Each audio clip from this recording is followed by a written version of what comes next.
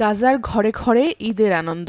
ক্ষুধা আর অপুষ্টিতে ভোগা পরিবার নিয়ে মৃত্যুর জন্য অপেক্ষা করছিলেন গাজার প্রায় প্রতিটি মানুষ। সেই ঘরে প্রাণের সঞ্চার করেছে ত্রাণের বস্তা। اليوم الحمد لله طلعت الساعة 5:30 من دون فطور ولا شربت مية.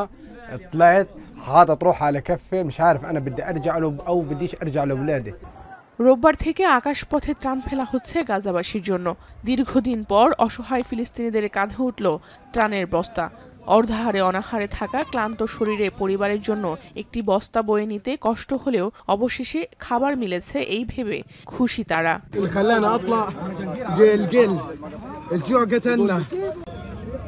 কয়েক কিলোমিটার পায়ে হেঁটে ত্রাণ সংগ্রহ করেছেন ফিলিস্তিনিরা। কোনো ধরনের যানবাহন না থাকায় কাঁধে করেই সবাইকে বস্তা নিয়ে ঘরে ফিরতে হয়েছে। আন্তর্জাতিক চাপে রোববার ভোর থেকেই গাজায় ত্রাণ দেওয়া শুরু করেছে ইসরায়েল। এয়ারক্রাফটে করে বস্তায় বস্তায় ত্রাণ ফেলেছে তারা। ইসরায়েল ছাড়াও জর্ডান ও সংযুক্ত আরব আমিরাতও বিমানে করে গাজাবাসীর জন্য 25 টন খাবার ফেলেছে। এছাড়া মিশর সীমান্ত দিয়েও ট্রাকে করে ত্রাণ প্রবেশ করেছে সেখানে।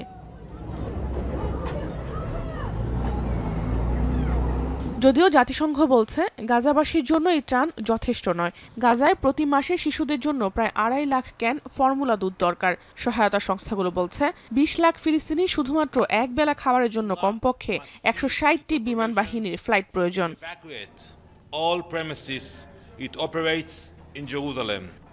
রোববার মানবিক সহায়তার উদ্দেশ্যে গাজার মধ্য ও উত্তরাঞ্চলের সকাল 10টা থেকে রাত 8টা পর্যন্ত প্রতিদিন 10 ঘন্টা আগ্রাসন বন্ধের ঘোষণা দেয় তেল আবিব। এমনকি খাদ্য মেডিকেল সহায়তার জন্য সকাল 6টা থেকে 11টা পর্যন্ত মানবিক করিডোর খুলে দেওয়ারও ঘোষণা দেয় তারা। এদিকে ক্ষুধা আর অপুষ্টিতে ধুঁকতে থাকা গাজাবাসীর উপর হামলা থামছে না ইসরায়েলি বাহিনীর। রোববারও বিমান হামলায় প্রাণ যায় অর্ধশতাধিক ফিলিস্তিনির। আহত হন অনেকে, যাদের মধ্যে বেশিরভাগই ত্রাণ নিতে গিয়ে নিহত হয়েছেন। ইসরায়েলি হামলা ছাড়াও ক্ষুধা ও দুর্ভিক্ষে মৃত্যু হয়েছে আরও 6 ফিলিস্তিনির, যার মধ্যে 2 জন শিশু রয়েছে। খাবারের অভাবে গাজার নাসের আল হাসপাতালে জাইনাব নামে 5 মাসের একটি শিশুরও করুণ মৃত্যু হয়েছে।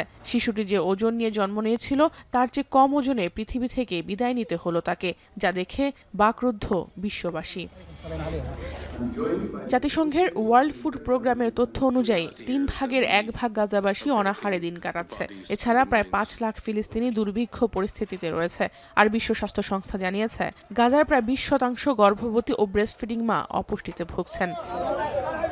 যদিও জাতিসংঘ সহ মানবাধিকার এসব সংস্থার সব তথ্যকে মিথ্যা দাবি করলেন ইসরায়েলি প্রধানমন্ত্রী বেনিয়ামিন নেতানিয়াহু। তার মতে গাজায় কোনো ক্ষুধার্ত মানুষ নেই। যুদ্ধ শুরুর পর টনের পর টন সহায়তা পাঠিয়েছে গাজাবাসীকে বাঁচিয়ে রাখতে। As though we are applying a campaign of starvation in Gaza. What a bold-faced lie. There is no policy of starvation in Gaza. And there is no starvation in Gaza.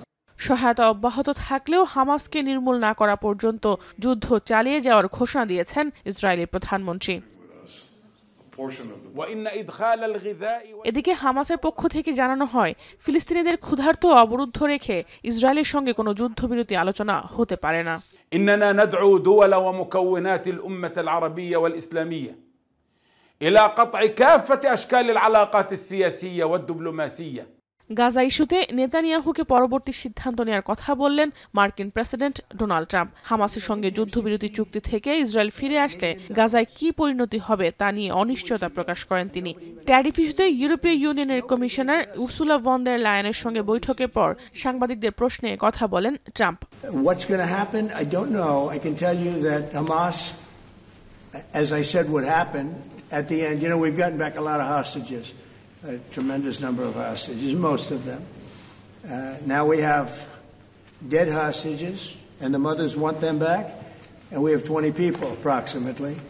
একই দিন গাজাবাসীর জন্য $6 কোটি সহায়তা পাঠিয়েছেন বলে দাবি করেন ট্রাম্প। সেই সঙ্গে আক্ষেপ জানান তার এই প্রতিদান কেউ স্বীকার করছে না। When you get it down to a certain number, you're not going to be able to make a deal with Hamas. Jahanara Bhuiyan, এখন বিশ্ব।